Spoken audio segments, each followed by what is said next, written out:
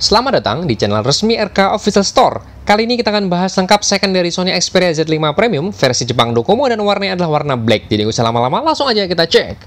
Tentunya HP ini bisa Anda dapatkan di kami di RK Official Store dengan harga, cara order, semuanya sudah kita cantumkan di dalam deskripsi kita. Jadi silahkan klik untuk deskripsinya. Anda yang percaya dengan kami, silahkan order. Kalau Anda masih ragu dengan kami, Anda bisa pantau-pantau dulu saja ya. Dari ketiga akun sosmed kita, ada YouTube, ada Instagram, dan grup Facebook. Seperti biasa, ini namanya sesinya yaitu bahas lengkap, di mana akan membahas tentang 4 segmen. Spesifikasi, kelebihan, kekurangan, dan kesimpulan. Tetapi kita akan jelaskan dulu kondisi fisik plus kelengkapan. Fisiknya rata-rata kemulusannya bisa Anda perhatikan yaitu dari 95 sampai dengan 98%. Sedangkan kelengkapannya Anda bisa beli dalam varian batangan maupun full set. Kalau batangan artinya cuma dapat HP doang. Kalau full set ditambah lagi nanti yaitu dus seperti ini, dus, kemudian charger, handsfree, dan lain sebagainya. Tetapi semuanya ini bukanlah original untuk aksesorisnya. Jadi sebagai pemanis atau pelengkap saja. Nah, karena bukan original, artinya tidak ada garansi dan kita singkirkan saja. Dan saatnya kita masuk ke dalam segmen pertama, yaitu tentang spesifikasi singkat dari Sony Xperia Z5 Premium. Layar dari Sony Xperia Z5 Premium mempunyai ukuran yaitu sebesar 5,5 in. Anda bisa perhatikan seperti layarnya sangat gede banget lah. Karena ini masih tipikalnya zaman dulu kala, belum zaman kekinian. Kemudian untuk kamera depan mempunyai resolusi yaitu sebesar 5 megapiksel dan ini wujudnya. Sedangkan kamera belakang mempunyai resolusi yaitu sebesar 23 megapiksel dilengkapi dengan LED flash. Turun ke bawah sedikit, di sini tertanamlah baterai, tipikalnya baterai tanam atau bahasa kerennya itu non-removable dengan kapasitas yaitu sebesar 3430 mAh. Untuk RAM dan internalnya mari kita analisa secara bersama-sama di menu pengaturan.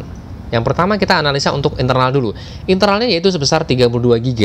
Ini bisa perhatikan 32 GB sudah termakan kurang lebih di 11,47 GB. Tetapi nggak perlu berkecil hati, nggak perlu ya sedih lah. Karena apa? Karena bisa diekspansi sampai dengan 256 GB bagi Anda yang punya memori eksternal. Kalau nggak punya, beli dulu di RK banyak. Kemudian RAM-nya. RAM-nya kita lihat di sini. RAM-nya yaitu sebesar 3 GB, realnya di 2,7 GB. Dan rata-rata digunakan oleh sistem di 72%-an lah ya. Kemudian free-nya kurang lebih atau bebasnya di 800 MB-an. Kemudian prosesornya dia menggunakan Snapdragon 810, speednya di 1,5 dan 2,0 GHz untuk versi yang Z5 Premium ini. Kemudian karena ini adalah versi Jepang Docomo, Anda bisa perhatikan di sini ya modelnya di SO03H. Versi Androidnya mentoknya di Nugget sebenarnya. Kalau ini masih di Marshmallow, jadi Anda bisa update sendiri sajalah. Update kalau Anda beli ini artinya bebas reset dan bebas update. Semuanya kayaknya kita sudah jelaskan, tapi ada dua hal yang belum kita uji coba, yaitu di fingerprint dan kameranya. Fingerprint dulu ya. Untuk fingerprint seperti biasa, kita akan bersihkan dulu, karena ya seperti biasa juga tangan kita basah.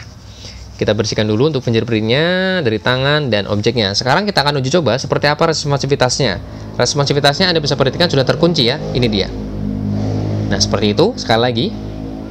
Nah, seperti itu. Jadi, kalau kami anggap, atau analisa kami, ya terbilang biasa saja untuk responsivitasnya, tidak begitu responsif dan lain sebagainya. Pokoknya biasa saja kualitas dari fingerprintnya. Sekarang kameranya. Kamera depan dulu, saya akan foto dulu, foto selfie.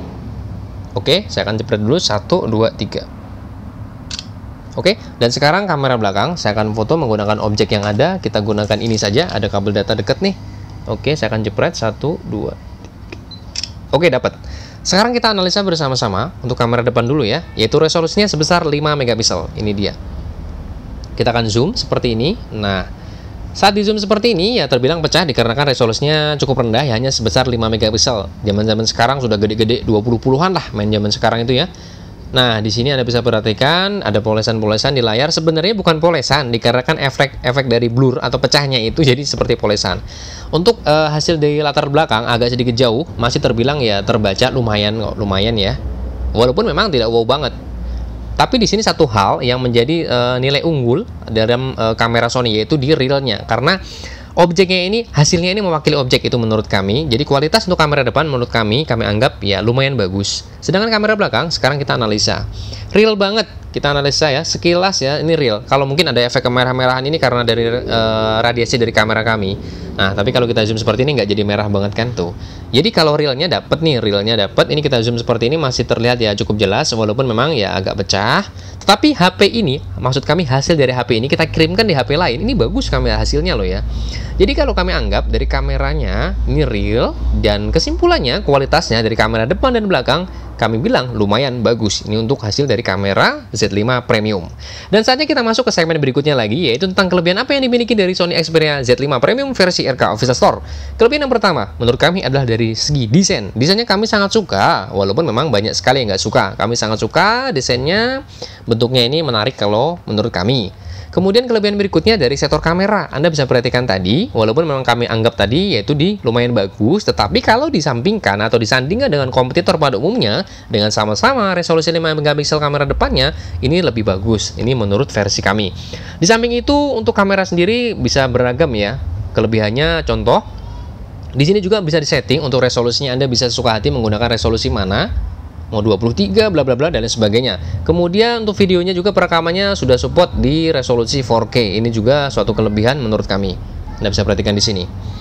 Nah, ini adalah suatu kelebihan, dan kelebihan berikutnya lagi menurut kami terletak di USB-nya sudah support fast charging. Walaupun memang belum USB Type-C, ini juga sangatlah suatu kelebihan menurut kami. Jadi tidak begitu repot-repot pengecasan dalam durasi lama. Ini menurut kami suatu kelebihan. Dan saatnya kelebihannya kami anggap cukup, dan sekarang kekurangan. Segmen kekurangannya menurut kami yang pertama adalah dari durability. Bahannya menurut kami kurang kokoh, apalagi ini ya bahan-bahannya memang kaca. Sebagian orang menganggapnya kaca pure, kalau kami anggap enggak, bukan kaca pure, kaca plus polikarbonat. Jadi kalau kaca pure jatuh pecah hancur, kalau ini enggak, jadi masih ada lengket-lengket sama kayak kaca mobil seperti itu kurang lebihnya.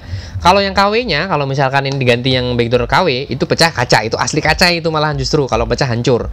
Kemudian dari layar depan juga, layarnya sudah datar, ini juga nggak begitu tebal banget, nggak begitu tipis. Jadi kalau menurut kami kurang durability-nya kurang kokoh, walaupun memang dari pinggirnya ini benar-benar metal. Ya, terbuat dari metal, tapi sayang sekali dari depan dan belakang ini menurut kami masih terbilang durability-nya kurang kokoh. Kemudian kekurangan berikutnya dari sektor SIM-nya. Walaupun memang sudah support 4G LTE, Anda bisa perhatikan di sini, tetapi sayang sekali selalu mengusung untuk single SIM dalam varian Jepang ya. Keluaran dari ya keluarga-keluarga Jepang ini rata-rata single SIM. Ini suatu kekurangan juga menurut kami. Kekurangan berikutnya dari sektor baterai. Baterainya kapasitasnya 3430, menurut kami masih kurang besar dikarenakan kameranya the best, buat video juga enak banget, tapi sayang sekali dong baterainya segitu menurut kami kuranglah besar, kurang irit. Ya memang walaupun nggak boros banget tapi kurang irit menurut kami. Coba kalau digedein lagi dengan layar yang gede juga loh 5,5, jadi alhasil kalau menurut kami kurang begitu signifikan keiritannya kalau menggunakan ini dalam durasi pemakaian lama karena bagus. Jadi artinya dalam bagus tuh kamera dan sebagainya. Pastinya kalau gede mungkin lebih the best lagi untuk dari kapasitas baterai ini menurut kami. Dan saatnya kita masuk ke dalam segmen kesimpulan.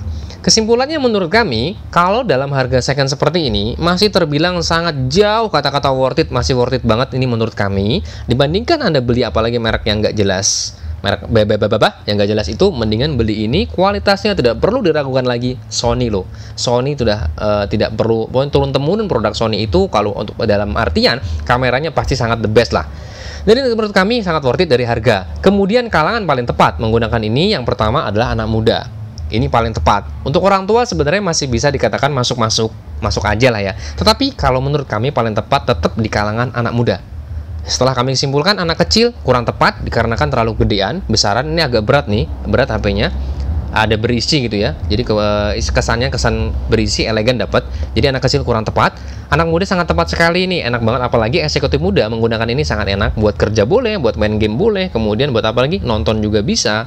Jadi banyak sekali multimedia di dalam Z5 Premium ini menurut kami. Orang tua menurut kami terlalu kebesaran juga, dimana agak sedikit ribet, apalagi versi-versi Jepang seperti ini.